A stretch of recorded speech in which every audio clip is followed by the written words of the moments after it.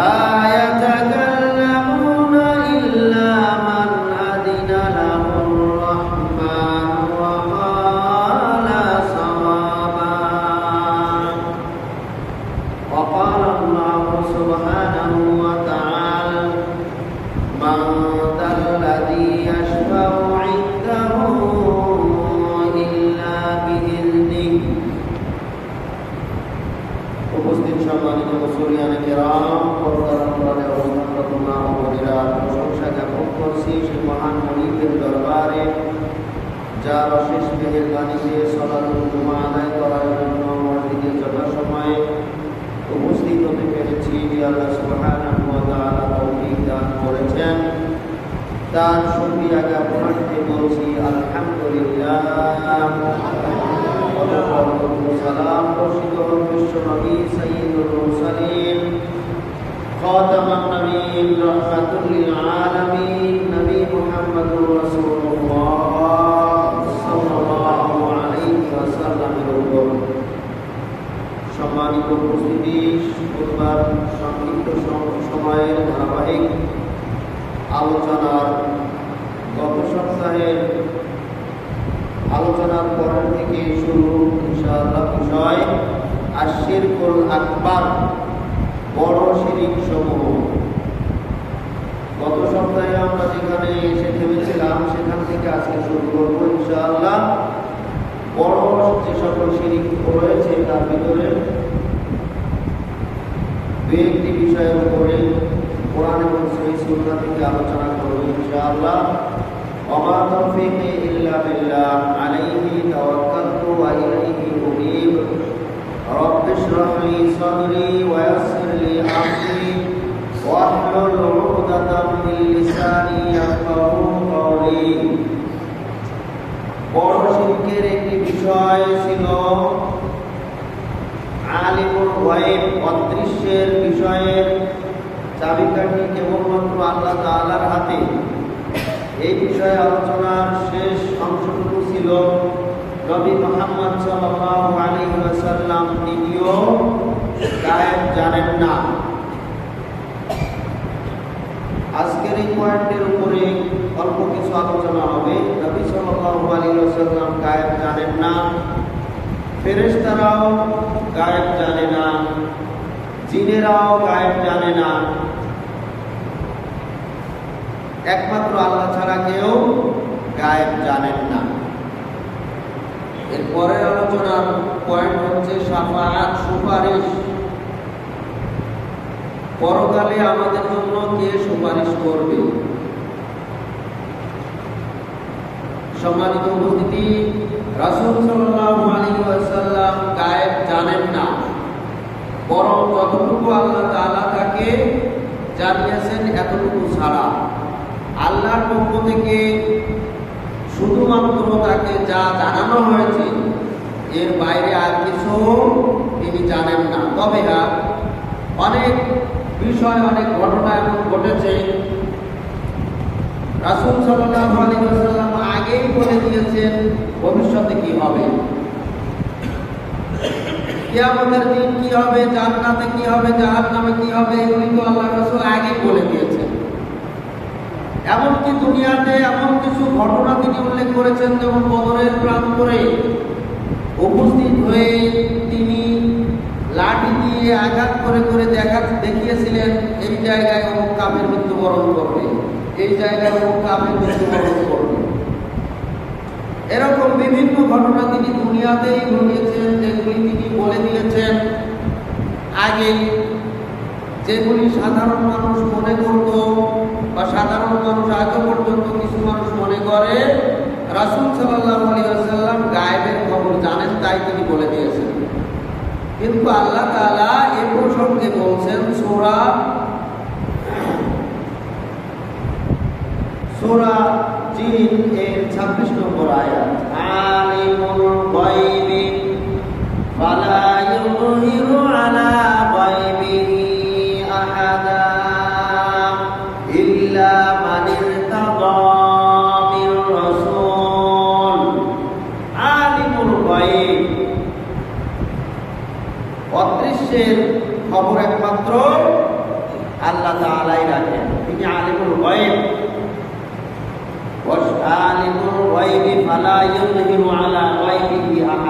এবং এই গায়েবের বিষয় তিনি কারো নিকটে জানান না। তবে তার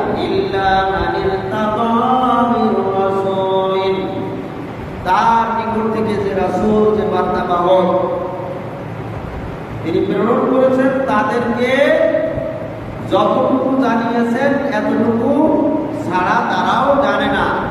এই গায়েবের বিষয় আল্লাহ রাসূলকে, এই গায়েবের বিষয় ফেরেশতাদেরকে, জিবরাইলকে, এই গায়েবের বিষয় অন্য রাসূলদের, নবী রাসূলদেরকে যতটুকু জানিয়েছেন ততটুকুর বাইরে তারাও কিছুই বলতে পারে না।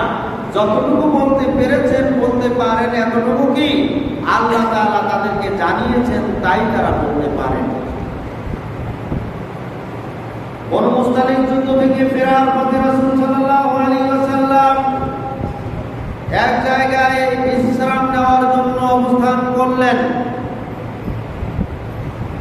ইতিমধ্যেই আয়েশা রাদিয়াল্লাহু তাআলা আনহা সেই যুদ্ধ অভিযানে আল্লাহ রাসূলের সাথে ছিলেন। তিনি একটা হাওদার ভিতরে ছিলেন। সেখান থেকে নেমে প্রাকৃতিক প্রয়োজন সারার জন্য, সময়টা ছিল রাত্রিবেলা, অন্ধকার, এখানে অবস্থান করেছিলেন। আয়েশা রাদিয়াল্লাহু তাআলা আনহা প্রাকৃতিক প্রয়োজন সারার জন্য একটু দূরে গেলেন। সেখানে যে তার কাজ শেষ করে আসার পথে দেখলেন তার গলার হারটি হারিয়ে গেছে। তাই তিনি আবার সেখানে গেলেন। সেখানে যে খোঁজাখুঁজি করতে করতে এক পর্যায়ে তার হারটি ঘুরে খুঁজে পেলেন, যার কারণে এদিকে মোটামুটি কিছু সময় দেরি হয়ে গেল।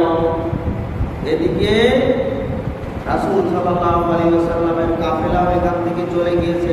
মনে করেছিল যে সবাই এসে উপস্থিত হয়েছে।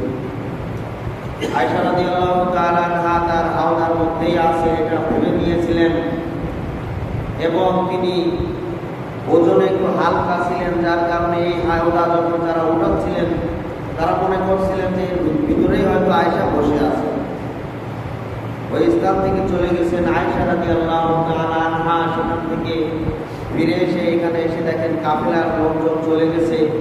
এই জন্য তিনি এখানে জায়গায় অবস্থান করলেন এবং এক জায়গায় শুয়ে পড়লেন, ঘুমিয়ে পড়লেন। রাসূল সাল্লাল্লাহু আলাইহি ওয়াসাল্লামের একজন সাহাবী, তার দায়িত্ব ছিল যে কোনো কাফেলার শেষে তাকে আসার জন্য দায়িত্ব দিয়েছিলেন। তো এই সাহাবী, তার নাম ছিল সাফওয়ান ইবনে মুআত্তাল রাদিয়াল্লাহু তাআলা আনহু।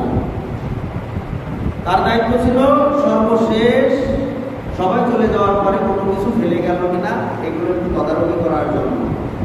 তো সর্বশেষ তিনি যখন ফিরে আসছিলেন যুদ্ধের ময়দান থেকে এসে এই স্থানে দেখলেন যে একজন মহিলার মতো মনে হচ্ছে, চাদর মুড়ি দিয়ে শুয়ে আছেন। তাকে দেখে তিনি মৃত মনে করলেন এবং ইন্না লিল্লাহ, জোরে ইন্না লিল্লাহ পাঠ করতে লাগলেন। ইন্না লিল্লাহ শব্দ শুনে আয়েশা রাদিয়াল্লাহু তাআলা আনহার ঘুম ভেঙে গেল। তিনি তাড়াতাড়ি কাপড়টা আরো সুন্দর করে জড়িয়ে ধরে উঠে দাঁড়ালেন। ওই সাহাবী বুঝতে পারলেন যে ইনি মানে এই কাফেলা থেকে ফেলে দেওয়া একজন নারী। তো যাই হোক, তাকে হেফাজতের সাথে তিনি নিয়ে গেলেন। কিন্তু মুনাফিক নেতারা এবং মুনাফিক লোকেরা আয়েশা রাদিয়াল্লাহু তাআলা আনহা এবং এই সাহাবীর নামে মিথ্যা রটনা রটিয়ে দিল যে তারা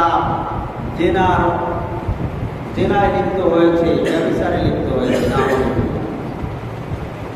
রাসূল সাল্লাল্লাহু আলাইহি ওয়াসাল্লাম এই মুনাফিকদের সমালোচনার মুখে তিনি অতিষ্ঠ হয়ে এক পর্যায়ে আয়েশা রাদিয়াল্লাহু তাআলা আনহাকে তার বাপের বাড়ি আবু বকরের বাড়িতে পাঠিয়ে দিলেন এবং তিনি নিজেও বুঝতে পারছিলেন না যে কি করবেন, এবং তিনি নিজেও জানেন না যে আসলে ঘটনাটা কি ঘটেছে। আয়েশা রাদিয়াল্লাহু তাআলা আনহা আসলে এই কাজের সাথে জড়িত কিনা দ্বিধা সংকোচে করতে লাগলেন। অথচ রাসূল সাল্লাল্লাহু আলাইহি ওয়াসাল্লাম আয়েশা সম্পর্কে ভালো জানেন যে তিনি কেমন মহিলা। তারপরেও তার ভিতর থেকে সন্দেহ দূর হচ্ছে না, মানুষের সমালোচনায় পড়ে দ্বিধা সংকোচে ভুগতে লাগলেন। কি করবেন, কোনো সিদ্ধান্ত গ্রহণ করতে না পেরে তাকে বাপের বাড়ি পাঠিয়ে দিলেন। বিস্তারিত ব্যাপক ঘটনা সংক্ষেপে বলছি। শেষ পর্যন্ত আল্লাহ তাআলা আয়াত নাযিল করলেন। আয়াত নাযিল করে জানিয়ে দিলেন, ইন্নাল্লাযীনা জাউ বিল মুফকি উসবাতুম মিনকুম। আল্লাহ তাআলার পক্ষ থেকে আল্লাহ রাসূলের উপরে আয়াত নাযিল হলো যে, হে আল্লাহ রাসূল, নিশ্চয়ই তোমাদের মধ্য থেকেই একটি দল তার সম্পর্কে অর্থাৎ আয়েশার সম্পর্কে কুৎসা রটনা করেছে, মিথ্যা অপবাদ দিয়েছে।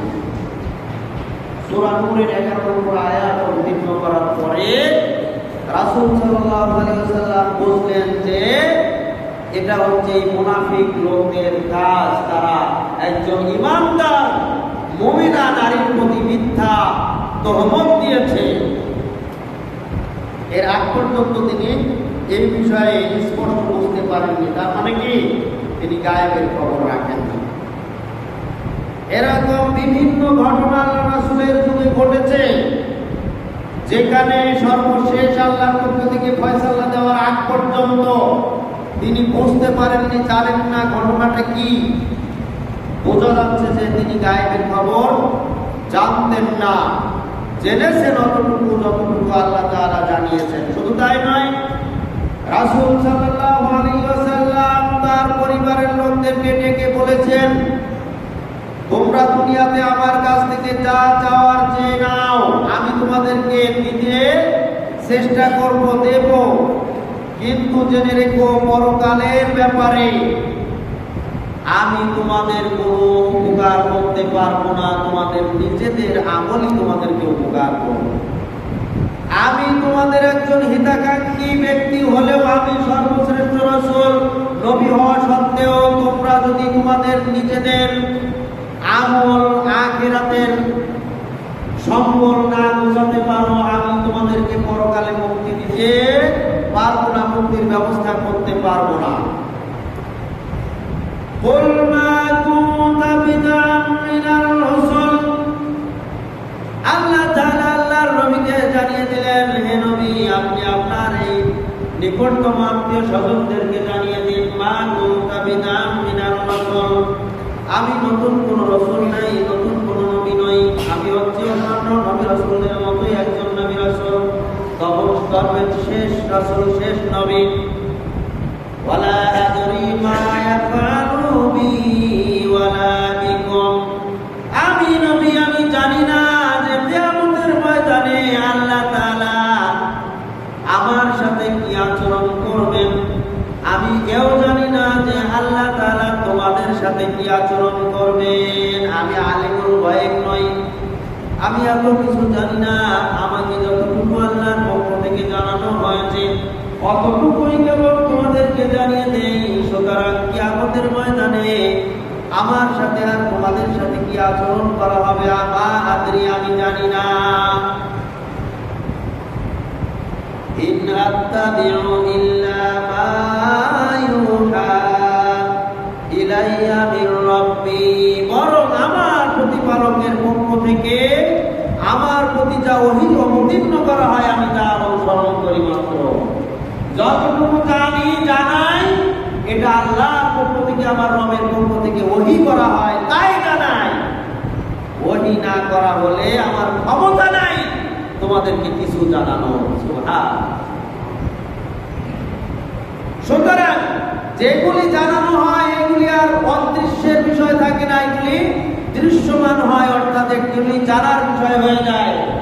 আল্লাহ রাসূলের উপরে যেগুলি ওহীর মাধ্যমে জানানো হয়েছে এগুলি সবই স্পষ্ট এবং প্রকাশ্য, এগুলির কোনো গোপনীয়তা নয়, নেই।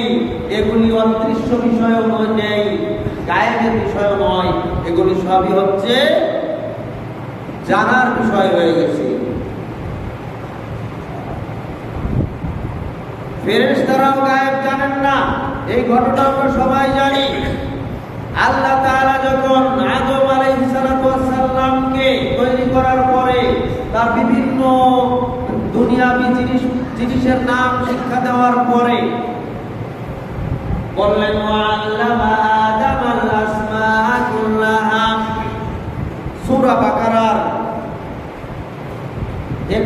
নম্বর আয়াত থেকে বিবরণগুলি এসেছে। ওয়াআল্লামা আদামাল আসমাআ কুল্লাহা, আল্লাহ তাআলা যখন আদম আলাইহিস সালাতু ওয়াস সালামকে সব কিছুর নাম শিক্ষা দিলেন, সুম্মা আরাদাহুম আলাল মালাইকা, এরপরে তাকে যখন ফেরেশতাদের সামনে উপস্থাপন করলেন এবং এই সকল বিষয়গুলিকে ফেরেশতাদের সামনে উপস্থাপন করলেন, ফাকালা আম্বিউনি বিআসমাই হাউলাই ইন কুনতুম সাদিকিন। আল্লাহ তাআলা ফেরেশতাদেরকে বললেন, হে আমার ফেরেশতারা, এই যে জিনিসগুলি দেখেছো, এই বিষয়গুলি দেখতেছো, এটার নাম কি, এটার নাম কি, এটার নাম কি, এই নামগুলি তোমরা বলে দাও, এই নামগুলি তোমরা বলে দাও।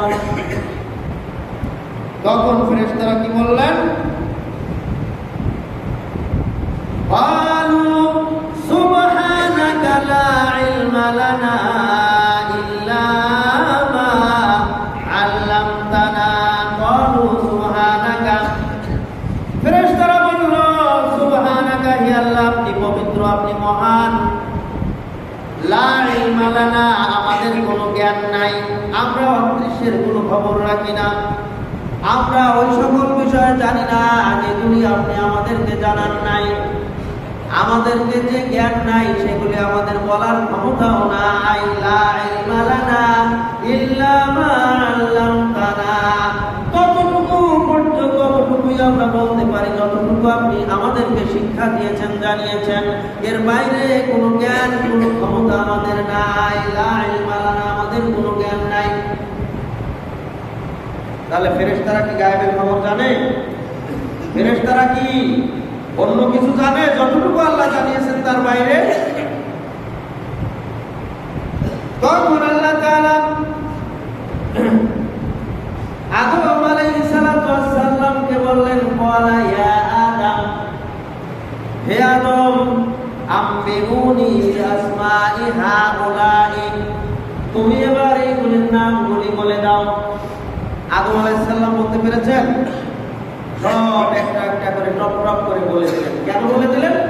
ওয়াআল্লামা আদামাল আসমাআ কুল্লাহা, আগেই আল্লাহ তাআলা বলছেন আদমকে আল্লাহ তাআলা সব কিছুর নাম আগেই শিক্ষা দিয়ে রেখেছেন। সুবহানাল্লাহ।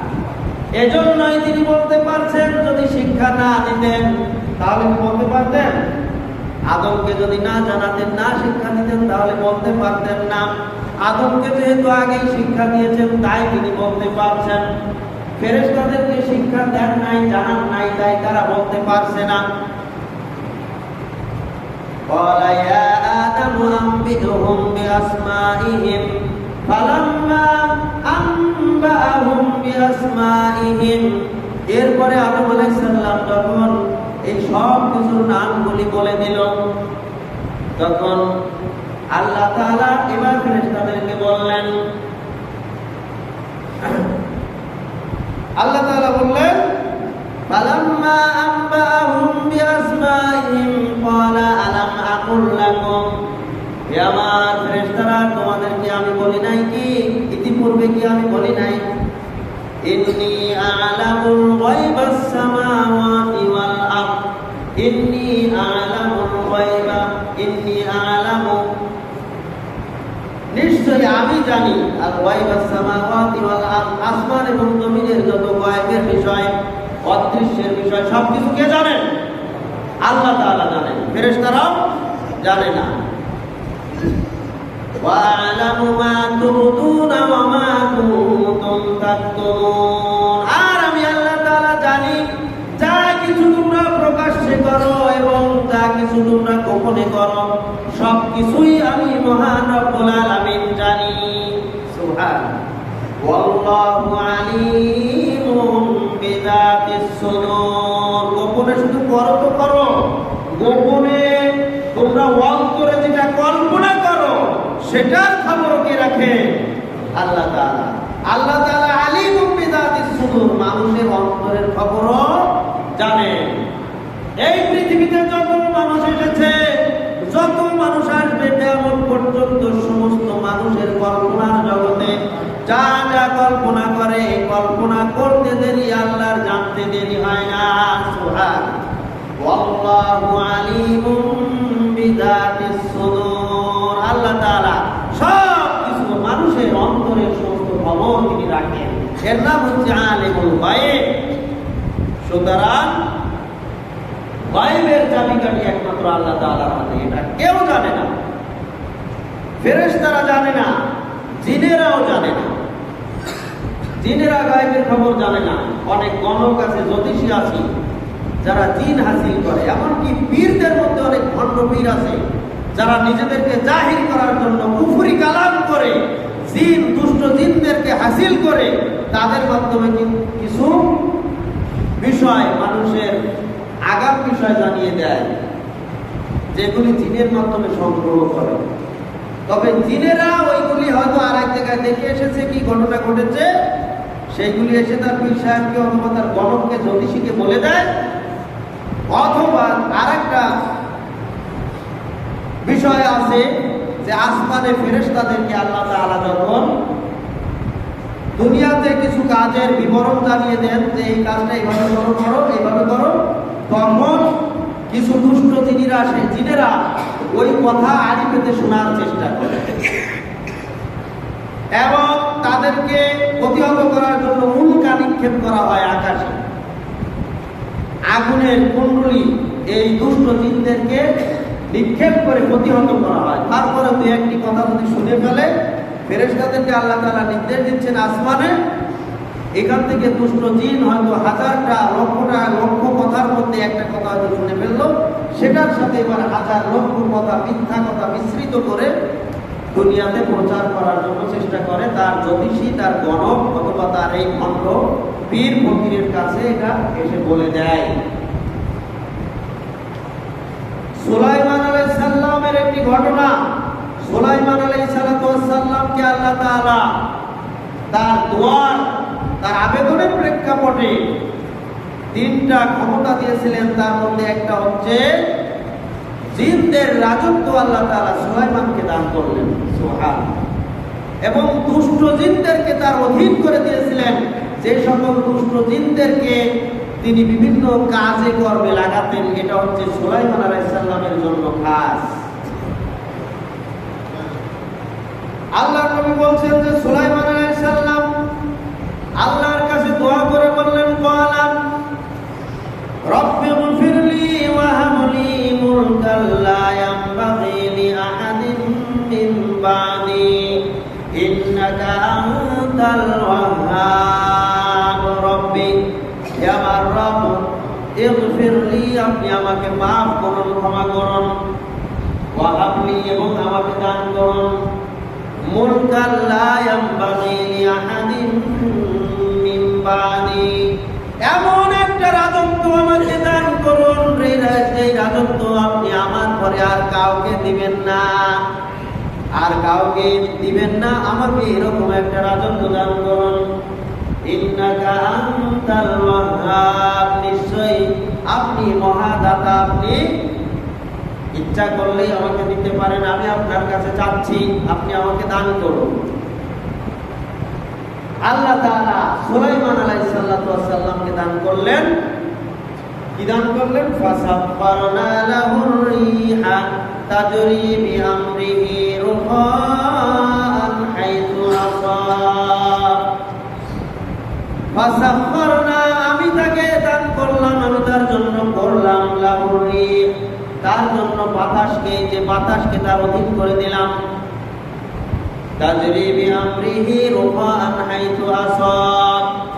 এই বাতাস সুলাইমান আলাইহিস সালামের কথা শুনতো এবং কথা অনুপাতে তাকে এক স্থান থেকে আরেক স্থানে নিয়ে যেত। সুবহান। হাদিসে এসেছে রাসূল সাল্লাল্লাহু আলাইহি ওয়াসাল্লাম বলেন, বাতাসকে যখন সুলাইমান আলাইহিস সালাম আদেশ করতেন যে আমাকে নিয়ে যাও, তখন এক সকালের কিছু সময়ের মধ্যে 1 মাসের রাস্তা দূরে বাতাস তাকে নিয়ে যেত। সুবহান। আবার বিকালে কিছুক্ষণের মধ্যে 1 মাসের রাস্তা বাতাসে তাকে নিয়ে যেত। সুবহান। অর্থাৎ বাতাস তার কথা শুনত।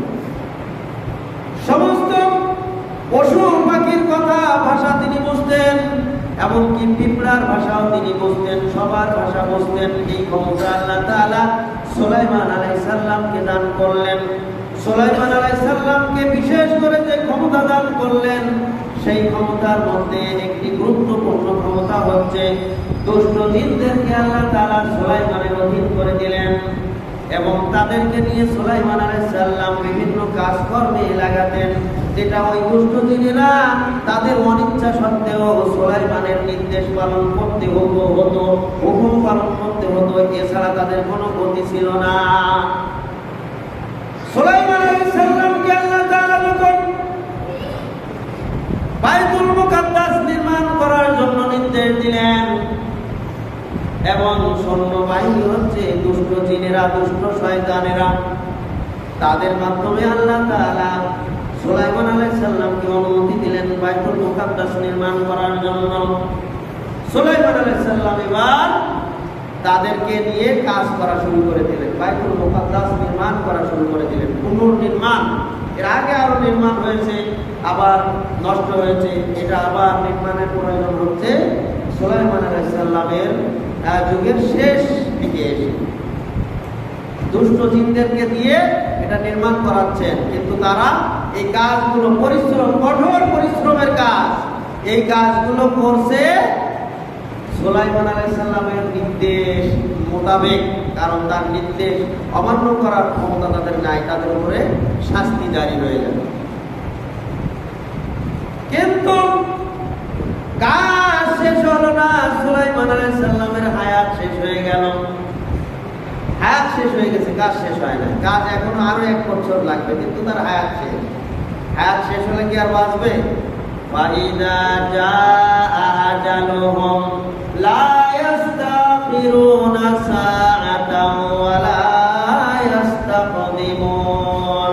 আল্লাহ তাআলা বলেন, মানুষের হায়াত যখন শেষ হয়ে যায়, নির্ধারিত সময় যখন ফুরিয়ে যায়, ফাইদা জাআ আজালুহুম, এই নির্ধারিত সময় এসে যাওয়ার সাথে সাথে লা ইস্তাখিরুনা সাআতান, 1 মুহূর্ত আর তার জন্য দেরি করা হয় না, সুযোগ দেওয়া হয় না, সময় দেওয়া হয় না, তার রূপটা, তার জানটা কবজ করে নেওয়া হয়। সুবহানাল্লাহ।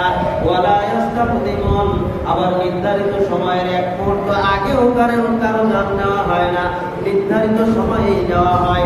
সুলাইমান আলাইহিস সালামের হায়াত শেষ হয়ে গিয়েছে, তার জান নেওয়ার সময় এসে গেছে, কিন্তু কাজ এখনো শেষ হয় নাই। সুলাইমান আলাইহিস সালাম যদি এই কাজের তদারকি না করেন, তাহলে এই দুষ্ট জিনেরা কাজ করবে না। এজন্য তিনি কি করলেন? লাঠিতে ঠেল দিয়ে দাঁড়িয়ে থাকলেন। জিনেরা মনে করতে লাগলো যে উনি আমাদেরকে পাহারা দিচ্ছেন, আমাদেরকে দেখতেছেন। দাঁড়ানো অবস্থায় আল্লাহ তাআলা তার রূহ কবজ করে নিলেন, জান কবজ করে তার মৃত্যু দান করলেন। কিন্তু সুলাইমান আলাইহিস সালাম এভাবেই লাঠিতে ঠেল দিয়ে দাঁড়িয়ে আছে। জিনেরা মনে করছে সুলাইমান আমাদেরকে দেখতেছেন, আমাদেরকে পাহারা দিচ্ছেন, সুতরাং তারা তাদের কাজ ঠিক মতো চালিয়ে গেল। এভাবেই 1 বছর অতিবাহিত হয়ে গেল। সুবহানাল্লাহ। সূরা সাবার 14 নম্বর আয়াত আল্লাহ তাআলা বলেন, ফালাম্মা কাদাইনা আলাইহিল মাউতা মা দাল্লাহুম ইল্লা দাব্বাতুল আরদি তাআকুলু মিন সাআতা। ফালাম্মা কাদাইনা আলাইহিল মাউতা, অতঃপর সুলাইমান আলাইহিস সালাতু ওয়াস সালামের মৃত্যু যখন ঘটলো, মা দাল্লাহুম, এই জিনেরা বুঝতে পারলো না, জানতে পারলো না, জিনেরা বুঝতে পারলো না যে তার মৃত্যু ঘটেছে।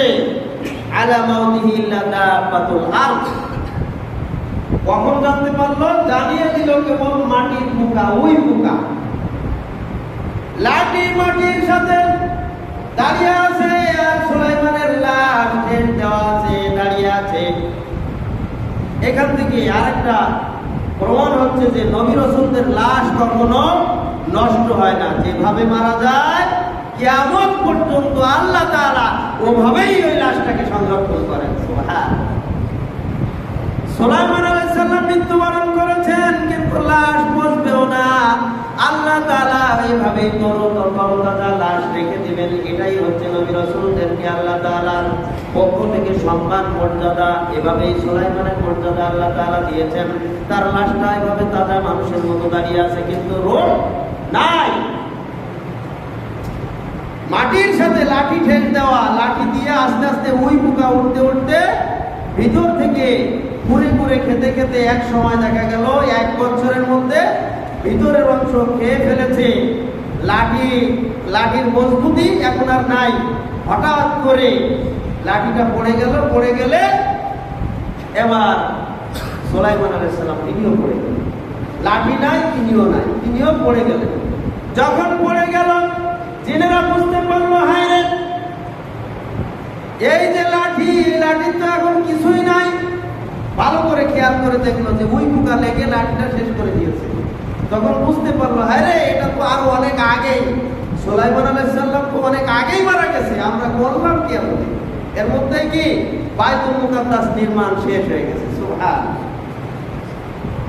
ফালাম্মা খররা তাবায়্যানাতিল জিন্নু আল্লাহু কানু ইয়ালামুনাল গায়বা।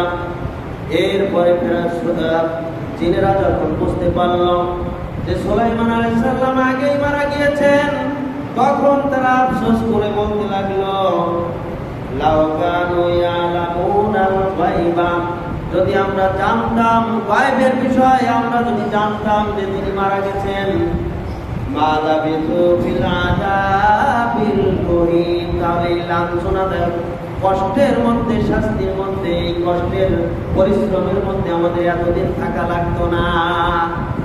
তার মানে কি, আমরা গায়েবের খবর জানি না। আমরা জানি না যে সুলাইমান আলাইহিস সালাম মৃত্যুবরণ করেছেন। তাহলে জিনেরা গায়েবের খবর জানে না, কিন্তু জানে কে? কিছু ভণ্ড পীরেরা, নামধারী কিছু ভণ্ড পীরেরা জানে যা গায়েবের খবর। তারা সব কিছু বলে দেয়। এইখান থেকে বলে দেয় মক্কা ঘরে কি হচ্ছে, কাবা ঘরে কি হচ্ছে। এখান থেকে ওযু করতে করতে হঠাৎ করে কাবা ঘরের কুত্তা দাঁড়ায় না, এই সমস্ত ভণ্ডামির কোনো শেষ নাই।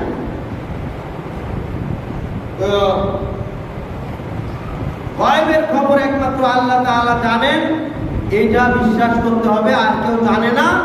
যতটুকু আল্লাহ তাআলা যাদেরকে জানিয়েছেন এতটুকু ছাড়া এর বাইরে কিছুই বলার ক্ষমতা কারো নাই। এটা হচ্ছে ঈমানের একটি বিষয়। যদি কোনো ব্যক্তি মনে করে আল্লাহ ছাড়াও আরো কেউ গায়েব জানেন, আল্লাহ রাসূল গায়েব জানেন, নবী রাসূলরা গায়েব জানেন, জিনেরা গায়েব জানেন, ফেরেশতারা গায়েব জানেন, পীরেরা গায়েব জানেন, তাহলে তাদের ঈমান চলে যাবে।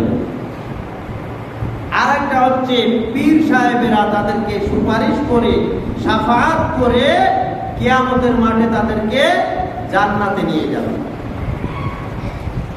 অথচ কিয়ামতের ময়দানে সুপারিশ করবে কেবলমাত্র তারাই যাদেরকে আল্লাহ তাআলা অনুমতি দিবেন সুপারিশ করার।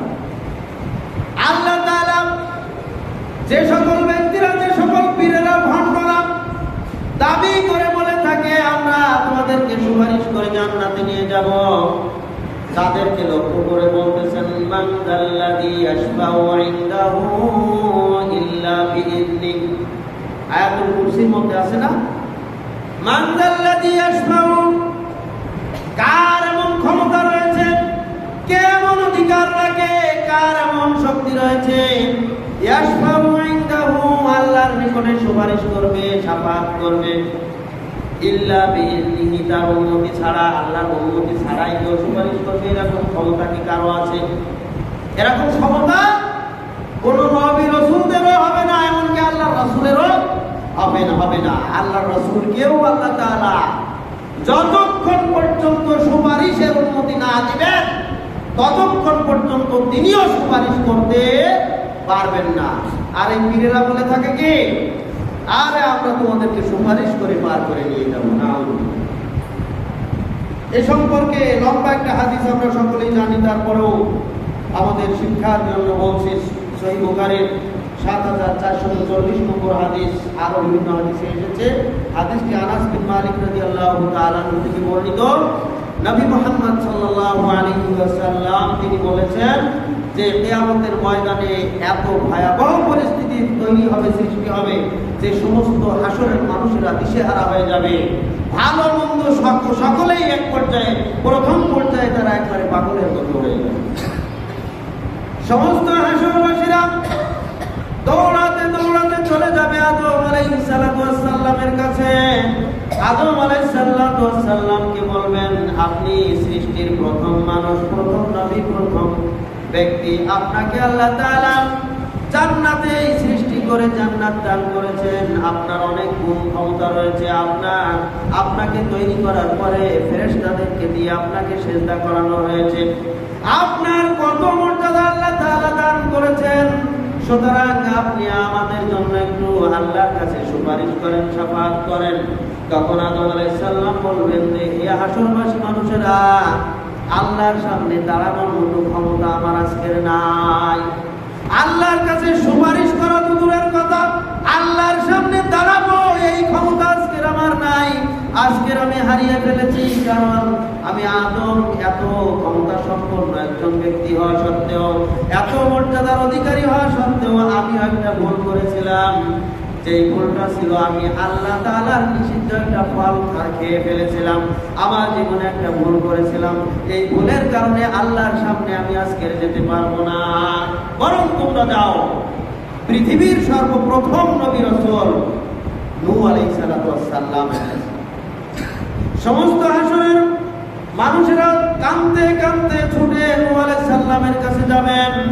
নূহ আলাইহিস সালাম একই কথা বলবেন, আল্লাহর সামনে দাঁড়ানোর মতো ক্ষমতা শক্তি আমাদের নাই। আল্লাহর কাছে সুপারিশ করা তো বহু দূরের কথা, আল্লাহর সামনে দাঁড়াবো এই ক্ষমতা আমারও নাই। আমিও আল্লাহর সামনে দাঁড়াতে পারবো না। আমিও আল্লাহর সামনে যদি আজকের ভীত সন্ত্রাস্ত, আমি লজ্জিত, কারণ আমিও আল্লাহ তাআলার একটা হুকুম অমান্য করেছিলাম।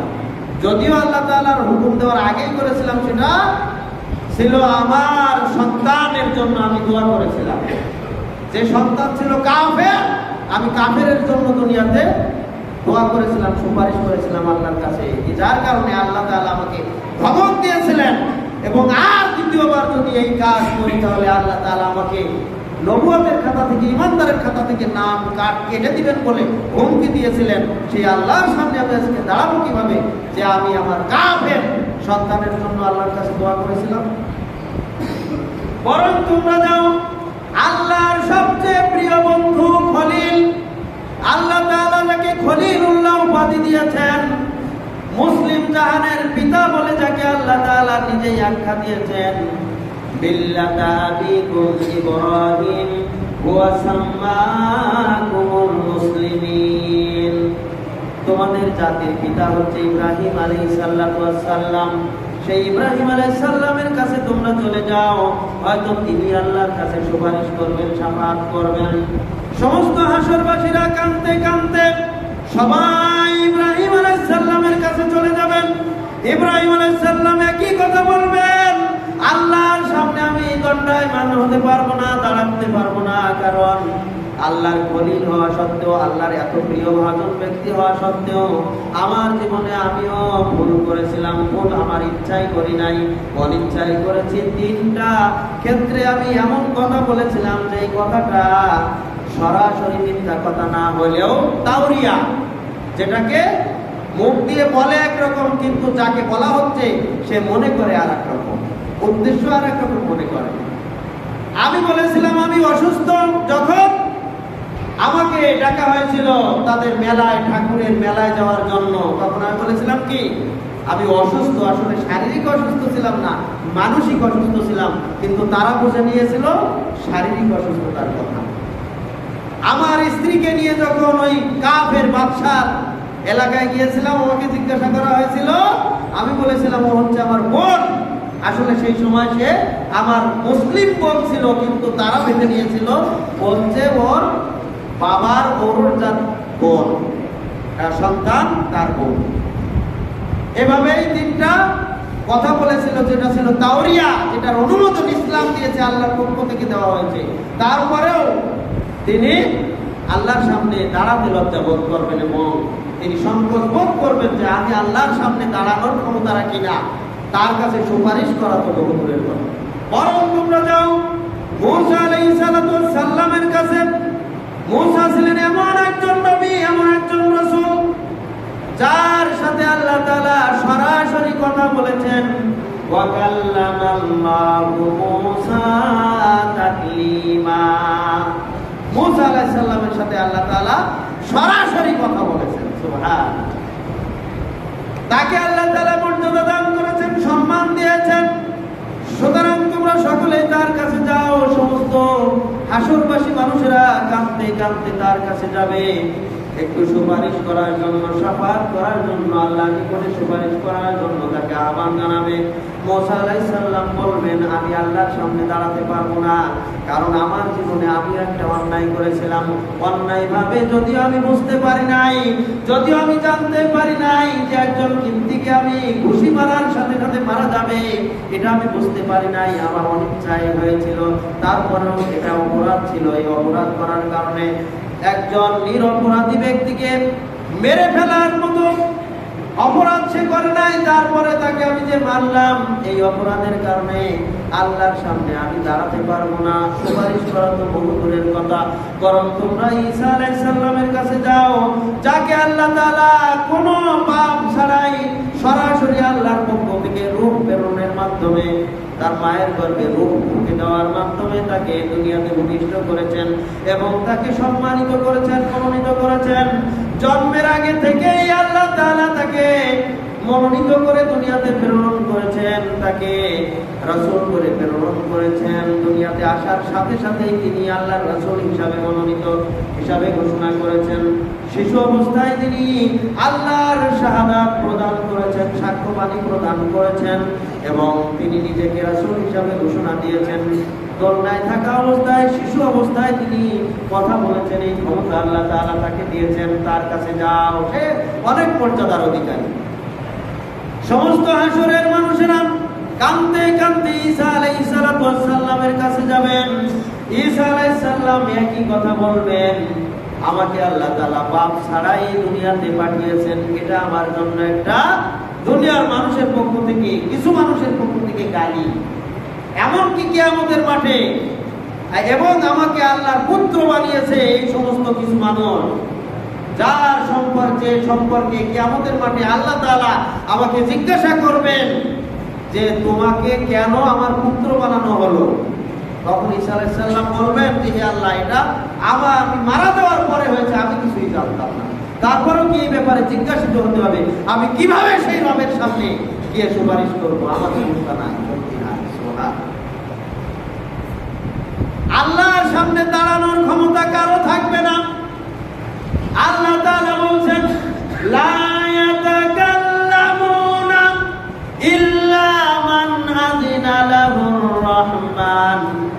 লা ইয়াতাকাল্লামুন, কেউ কথা বলতে পারবে না, ইল্লা মান আযিনা লাহুর রহমান, রহমানের অনুমতি ছাড়া, রহমান অনুমতি না দেওয়া পর্যন্ত কেউ কথা বলতে পারবে না। কারো কথা বলার কোনো ক্ষমতা নাই, শক্তি নাই, আল্লাহর সামনে দাঁড়ানোর মতো হিম্মত কারো নাই। এত বড় বড় নবী, এত বড় বড় রাসূল, তারা আল্লাহর সামনে দাঁড়াতে পারবেন না। কিন্তু পীর সাহেবেরা দাবি করে তারা আল্লাহর সামনে, আল্লাহর নিকট থেকে সুপারিশ করে তার মুরিদদেরকে জান্নাতে নিয়ে যাবেন। নাউযুবিল্লাহ। লা ইয়াতাকাল্লামুনা ইল্লা মান আযিনা লাহুর রহমান ওয়া ক্বালা সাওয়াবা। আল্লাহর অনুমতি ক্রমে, অনুমতি ছাড়া, রহমানের অনুমতি ছাড়া কেউ কোনো কথা বলবে না। যাকে আল্লাহ তাআলা অনুমতি দান করবেন সে কথা বলবে, ওয়া ক্বালা সাওয়াবা, এবং সে অসঙ্গত কোনো কথা বলবে না, সে অসঙ্গতিমূলক কোনো কথা বলবে না। যা বলবে সত্য কথা বলবে, সঠিক কথা বলবে, সঠিক উপযুক্ত কথা সে বলবে। সুবহানাল্লাহ। কেউ কোনো আউল ফাউল কথা বলা দূরের কথা, সঠিক কথা ছাড়া সে কেউ কোনো কথা বলার সুযোগ পাবে না।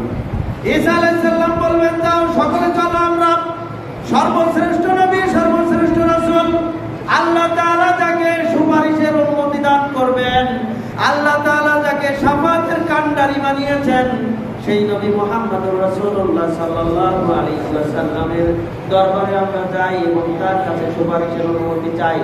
সকলে মিলে বিশ্ব নবী মুহাম্মদুর রাসূলুল্লাহ সাল্লাল্লাহু আলাইহি ওয়াসাল্লামের কাছে যাবেন। আল্লাহর নবী সবার কাকুতি মিনতি শুনে এবং সবার অবস্থা দেখে, ভয়ঙ্কর অবস্থা দেখে এবার আল্লাহর কাছে দোয়া করতে লাগবেন। দোয়া করা শুরু করে দিবেন, কান্নাকাটি শুরু করে দিবেন, আল্লাহর সামনে সাক্ষাতের অনুমতি চাইবেন। হে আল্লাহ, আমি তোমার সাক্ষাৎ কামনা করি। হে আল্লাহ, আমি তোমার সাক্ষাৎ কামনা করি। হে আল্লাহ, আমি তোমার সাক্ষাৎ চাই, আমি তোমাকে কিছু বলতে চাই। আল্লাহর পক্ষ থেকে এবার তার সাক্ষাৎ দেওয়া হবে।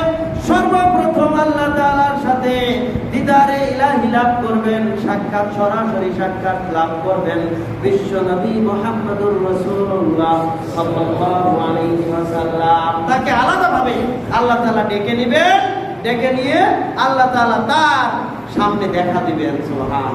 আল্লাহ তাআলাকে দেখার সাথে সাথে ওই মুহূর্তে ওই জায়গায় সিজদায় পড়ে যাবে, সিজদায় পড়ে কান্না শুরু করে দিবে, কান্না শুরু করে দিবে, দীর্ঘক্ষণ কান্না শুরু করে দিবে।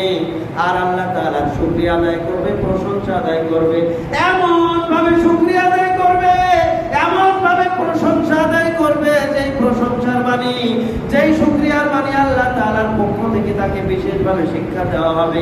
ইতিপূর্বে যেই বাণীগুলি শিক্ষা দেওয়া হয় নাই, ইতিপূর্বে যেই বাণীগুলির মাধ্যমে কখনো আল্লাহ তাআলার শুকরিয়া আদায় করে নাই, এরকম কিছু বাণী আল্লাহ তাআলা শিক্ষা দিবেন। সেই বাণীগুলির মাধ্যমে আল্লাহ তাআলার শুকরিয়া আদায় করবেন এবং আল্লাহ তাআলার কাছে কান্নাকাটি করবেন।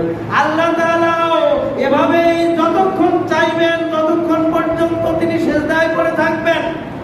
দুনিয়ার হিসাবে বছর কি বছর সিজদায় পড়ে থাকবেন। সুবহানাল্লাহ। পীর সাহেব তো আগেই সুপারিশ করে তার মুরিদদেরকে জান্নাতে নিয়ে যাবে। আর আল্লাহর নবী আল্লাহর সামনে আল্লাহর কদম মুবারকে সিজদায় পড়ে কান্নাকাটি করবেন দীর্ঘ সময়, যতক্ষণ পর্যন্ত আল্লাহ তাআলা চাইবেন ততক্ষণ। সুবহানাল্লাহ। আল্লাহ তাআলার সামনে এভাবে কান্নাকাটি করবেন। কান্নাকাটি করতে করতে এক পর্যায়ে আল্লাহ তাআলা আল্লাহর নবীর প্রতি খুশি হয়ে যাবেন। খুশি হয়ে এবার বলবেন, হে আমার বন্ধু, হে আমার হাবিব, তুমি মাথা উঠাও, এবার তুমি বলো, আমি তোমার কথা শুনবো। এবার তুমি আমার কাছে কি বলবে তুমি বলো। সুবহানাল্লাহ। লা ইয়াতাকাল্লামুনা ইল্লা মান আযিনা লাহুর রহমানু ওয়া ক্বালা সাওয়াবা। আল্লাহর পক্ষ থেকে, রহমানের পক্ষ থেকে অনুমতি ছাড়া কেউ কথা বলতে পারবে না। সর্বপ্রথম আল্লাহ তাআলা আল্লাহর নবীকে কথা বলার অনুমতি দিবেন। কথা বলার অনুমতি দেওয়ার আগে আল্লাহ তাআলার কাছে কান্নাকাটি করবে, দোয়া করবে, নত হবে, সিজদায় পড়ে যাবে। তখন আল্লাহ তাআলা তাকে অনুমতি দিবেন। তার আগ পর্যন্ত তাকে অনুমতি দেওয়া হবে না কোনো প্রকার কথা বলার। সুবহানাল্লাহ। আল্লাহ তাআলা এতক্ষণ কাউকে অনুমতি তো দূরের কথা, আল্লাহর নবীকেও অনুমতি এখনো দেননি কথা বলা। সুবহানাল্লাহ। এরপরে তাকে অনুমতি দেওয়া হবে, তিনি যে জায়গায় সিজদা করেছেন ওই জায়গাটা হবে জান্নাতের ভিতরে সবচাইতে উত্তম জায়গা, মাকামে মাহমুদ। সুবহানাল্লাহ। আল্লাহ নবীকে বলছেন, মিনাল লাইলি ফাতাহাজ্জাত বিহি নাফিলাতাল লাক আসা আইয়াবাতাকা মাকামান মাহমুদা। হে নবী, তুমি রাতের কিছু অংশে তাহাজ্জুদ বিহি, আল্লাহর জন্য কিয়ামুল লাইল, রাত্রে সালাত আদায় করো, তাহাজ্জুদের সালাত আদায় করো। নাফিলাতাল লাক, এটা তোমার জন্য অতিরিক্ত ইবাদত হিসাবে নির্ধারণ করা হয়েছে। আসা আইয়াবাতাকা, এর বিনিময়ে আশা করা যায় তোমার প্রতিপালক, আসা আইয়াবাতাকা রব্বুকা মাকামাম মাহমুদা। এই যে রাত্রিতে কিয়ামুল লাইল আদায় তুমি করবে, বিনিময়ে আল্লাহ তাআলা তোমাকে খাস করে একটা প্রতিদান দিবেন, পুরস্কার দিবেন, যেটা হচ্ছে মাকামে মাহমুদ, জান্নাতের সর্বোচ্চ মাকাম, সর্বোচ্চ স্থান। এবং সেই স্থানে এসে তুমি সুপারিশের অনুমতি পাবে। সুবহানাল্লাহ। সেই স্থানে এসে সর্বপ্রথম তোমার রবের সাথে কথা বলার অনুমতি পাবে। সেই স্থান তোমাকে আমি দান করব কিসের বিনিময়ে? রাতের সালাত আদায়ের বিনিময়ে। সুবহানাল্লাহ।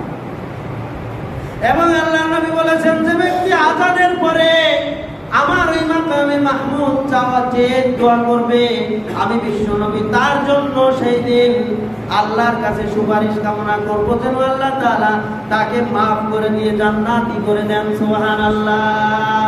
সেটা হচ্ছে আজানের পরে মাকামে মাহমুদ কামনা করা আল্লাহর নবীর জন্য। যে ব্যক্তি দোয়া পাঠ করবে আল্লাহর নবী তার জন্য সুপারিশ করবেন, অবধারিত অবশ্যই সুপারিশ করবেন, সুপারিশ করা তার জন্য ওয়াজিব হয়ে যাবে। সুবহানাল্লাহ। সম্মানিত উপস্থিতি, বলছিলাম আল্লাহর নবী এভাবেই সুপারিশের অনুমতি পাবেন। অনুমতি পাওয়ার পরে যে সুপারিশ করবেন, সুপারিশ প্রথম পর্যায়ে করবেন কিছু মানুষের জন্য, তাদেরকে জান্নাতে প্রবেশ করানোর পরে আবার কিছু মানুষের জন্য করবেন, এভাবে 3 বার সুপারিশ করবেন। এরপরে এবার অন্যান্যদেরকে সুপারিশ করার অনুমতি দেওয়া হবে। কাদেরকে সুপারিশ করতে বলা হবে?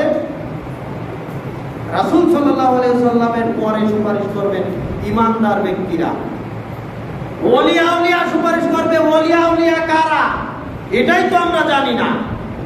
আল্লাহ তাআলা বলছেন, আলা ইন্না আউলিয়া আল্লাহি লা খাউফুন আলাইহিম ওয়া লা হুম ইয়াহজানুন। আলা ইন্না আউলিয়া আল্লাহ, জেনে রেখো যে নিশ্চয়ই যারা আল্লাহর ওলি আউলিয়া, নিশ্চয়ই যারা আল্লাহর ওলি, আল্লাহর বন্ধু আউলিয়া। এই আউলিয়া বলতে ওই ভণ্ড পীরেরা না, এই আউলিয়া বলতে শুধু পীর সাহেবেরা না। আল্লাহ তাআলা আউলিয়া হওয়ার জন্য, ওলি হওয়ার জন্য এখানে কি কথা বললেন দেখেন, সূরা ইউনূসের 62 নম্বর আয়াত। যারা আল্লাহর ওলি হবে, আল্লাহর বন্ধু হবে, আল্লাহর মনোনীত বান্দা হবে, তাদেরকে সেই দিন লা খাউফুন আলাইহিম, তাদের জন্য কোনো ভয় থাকবে না, ওয়ালা হুম ইয়াহজানুন, তাদের কোনো টেনশন চিন্তা ভাবনা থাকবে না, কোনো দুঃখ থাকবে না, কোনো হতাশা থাকবে না, কোনো টেনশন থাকবে না, কোনো ভয় থাকবে না। তাদেরকে আল্লাহ তাআলা সুপারিশের অনুমতি দান করবেন। তারা নিজেরাও জান্নাতে যাবে, তাদের মধ্য থেকে প্রিয় কিছু ব্যক্তিদেরকে তারা সুপারিশ করে জান্নাতে নিয়ে যাবেন। সুবহানাল্লাহ। ওলিয়া আউলিয়া, কিন্তু এই ওলিয়া আউলিয়া কারা? আল্লাহ তাআলা বলছেন, আল্লাযীনা আমানু ওয়া কানু ইয়াত্তাকুন। আল্লাযীনা আমানু, যারা আল্লাহর প্রতি ঈমান এনেছে, আল্লাহর প্রতি যথাযথভাবে ঈমান এনেছে, বিশ্বাস স্থাপন করেছে, ওয়া কানু ইয়াত্তাকুন, এবং যারা আল্লাহকে যথাযথভাবে ভয় করেছে, যারা মুত্তাকি ছিল। সুবহানাল্লাহ। যারা ঈমান, আল্লাহর প্রতি ঈমান এনেছে এবং যারা তাকওয়াশীল, এরাই হচ্ছে আল্লাহর ওলি। আলাদা কোনো পীর বুজুর্গরা আল্লাহর ওলি নয়। আল্লাহর ওলি হচ্ছে তারা যারা আল্লাহর প্রতি খাঁটিভাবে ঈমান আনবে এবং যারা সত্যিকার অর্থে আল্লাহকে ভয় করবে, এরা সকলেই আল্লাহর ওলি, তাতে কোনো সন্দেহ নাই। সুবহানাল্লাহ। এটা দলিল হচ্ছে সূরা ইউনূসের 62 নম্বর আয়াত। সুতরাং আপনার ওই পীর সাহেব বলি, তার কোনো গ্যারান্টি নাই। যদি সে সত্যিকার ভাবে ঈমানের উপরে অটল থাকে এবং তাকওয়াশীল হয়, তাহলে সেও ওলি। আপনিও যদি ঈমানদার হন এবং তাকওয়াশীল হন, আপনিও আল্লাহর ওলি। শুধু পীর সাহেব আল্লাহর ওলি না, আপনিও আল্লাহর ওলি। নবী রাসূলদের পরে, আল্লাহর নবীর পরে সুপারিশ করার অনুমতি পাবেন ঈমানদার ব্যক্তিরা, যারা আল্লাহর ওলি, আল্লাহর বন্ধু, যারা সত্যিকার ঈমানদার ছিল এবং তাকওয়াশীল ছিল। এরা সকলেই, এর মধ্যে আলেম উলামাও রয়েছে, এর মধ্যে হাফেজও রয়েছে, এর মধ্যে সকল শ্রেণীর তাকওয়াশীল ব্যক্তিরা রয়েছে। এর মধ্যে আলেম শ্রেণীরা 1 নম্বরে থাকবে, কারণ আলেমরাই সবচেয়ে বেশি আল্লাহকে ভয় করে। যারা সবচেয়ে বেশি আল্লাহকে ভয় করে তারাই প্রথম স্তরে থাকবে। সুতরাং এখানে আলাদা আলাদা ভাবে পার্থক্য করা হয়নি যে আলেমরা এতজনকে নিয়ে যাবে, হাফেজরা এতজনকে নিয়ে যাবে, পীর সাহেব এতজনকে নিয়ে যাবে, বুজুর্গানে দিন এতজনকে নিয়ে যাবে, এরকম কোনো পার্থক্য করা হয়নি। যারা সত্যিকার ঈমানদার এবং তাকওয়াশীল ব্যক্তি, সকলেই সুপারিশের অনুমতি পাবে। সুতরাং আপনিও সুপারিশকারী হতে পারেন যদি আপনি সত্যিকার অর্থে ঈমানদার এবং তাকওয়াশীল হতে পারেন। আপনিও ওলি হতে পারবেন, আল্লাহর ওলি, যদি আপনি তাকওয়াশীল ঈমানদার হতে পারেন। আলাদা কিসের মধ্যে আর আউলিয়া? ওলি আউলিয়া সবাই, যারা ঈমানদার এবং তাকওয়াশীল। আল্লাহ তাআলা ওলি হওয়ার জন্য 2টা শর্ত করেছেন। ঈমানদার হতে হবে তাকওয়াশীল হতে হবে, তাহলে আল্লাহর ওলিতে পরিণত হবে। সুবহান। এরপরে সুপারিশ করবে নাবালক শিশুরা, সময় শেষ। সুপারিশ করবে নাবালক শিশু, যারা শিশু অবস্থায়, ইমানদার ব্যক্তিদের সন্তান যারা নাবালিক অবস্থায় মৃত্যুবরণ করেছিল, তারা তাদের পিতামাতার জন্য সুপারিশ করবে। সুবহান। তারপরে কোরআন সুপারিশ করবে, আপনার পক্ষে সুপারিশ করবে অথবা বিপক্ষে সুপারিশ করবে। সিয়াম সুপারিশ করবে আপনার পক্ষে অথবা বিপক্ষে। কোরআন এবং সিয়ামকে যথাযথভাবে যদি আপনি হেফাজত করেন, তাহলে আপনার পক্ষে সুপারিশ করবে, আপনাকে জান্নাতে নিয়ে যাওয়ার জন্য সুপারিশ করবে। আর যদি এই দুটাকে যথাযথভাবে হেফাজত না করেন, তাহলে আপনার বিপক্ষে সুপারিশ করে তারা আপনাকে জাহান্নামে নিয়ে যাবে। নাউযুবিল্লাহ। এরপরে জান্নাত জাহান্নাম সুপারিশ করবে। আপনি জান্নাতের জন্য কাজ করলে জান্নাত আপনাকে সুপারিশ করে তার ভিতরে প্রবেশ করাবে। আপনি জাহান্নাম থেকে পানা চেয়ে যদি জাহান্নাম থেকে বাঁচার জন্য দুনিয়াতে চেষ্টা করেন, জাহান্নাম আপনাকে তার ভিতরে না দেওয়ার জন্য আল্লাহর কাছে সুপারিশ করবে। আর যদি আপনি জাহান্নাম থেকে পানা না চান, জাহান্নাম থেকে বাঁচার চেষ্টা না করেন, জান্নাতের জন্য, জান্নাত পাওয়ার জন্য চেষ্টা না করেন, তাহলে তারা এর বিরুদ্ধে সুপারিশ করবে। জান্নাত জাহান্নামে আপনাকে পাঠানোর জন্য সুপারিশ করবে, আর জাহান্নাম তার ভিতরে আপনাকে ঢোকানোর জন্য সুপারিশ করবে, বিপরীত সুপারিশ করবে। এরপরে শহীদগণ সুপারিশ করবে। শহীদগণ তার নিকটাত্মীয় ব্যক্তিদের মধ্য থেকে 70 জনকে সুপারিশ করে জান্নাতি করতে পারবে। এই ব্যাপারে দলিল রয়েছে, হাদিস রয়েছে। এই সকল সুপারিশের মাধ্যম সুপারিশ করবে আল্লাহ রাসূলের পরে পর্যায়ক্রমে তারা সুপারিশ করে জান্নাতে নিয়ে যাবে।